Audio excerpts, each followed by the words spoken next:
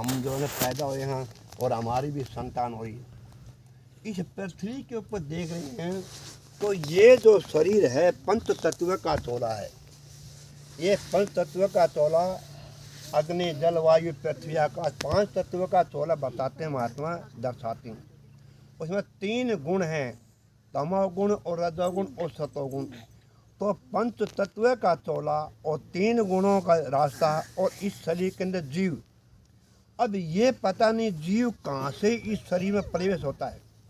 हम अन्न खाते हैं, पानी पीते हैं, जल पीते हैं, हवा लेते हैं, इस ब्रह्मांड में आसमान में यहाँ और घूम रहे हैं और हमें कोई भी पता नहीं, हम बेचैन हुए पड़े हैं। हमें कोई ज्ञान नहीं है। इतना ज्ञान संसार में, संसार का जो ज्ञान भौतिकी चोला का जो हमें ज्ञान है, लेना देना बैठना संसार का काका ताऊ बहन भाई सब ये हमारे को अपने शरीर का आहार करना है। बाकी अपने शरीर के अंदर ये कौन बोल रहा है, ये कौन शक्ति है और ये शक्ति शरीर की निकल करके और कहाँ जाती है और ये जो शक्ति है शरीर को नचा रही है इस पृथ्वी के ऊपर।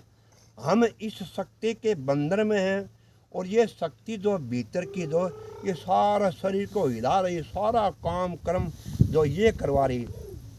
अच्छा है और भी जो काम है, तो इसीलिए इस संसार के अंदर हमारे को जो ज्ञान है ना, इस संसार का ज्ञान है, लेने का देने का कर्म का सारा अच्छा सारा ज्ञान होगा। हम बहुत कुछ छोटे हैं होकर के बड़े बड़े माता पिता से ज्ञान, भाई से, परिवार से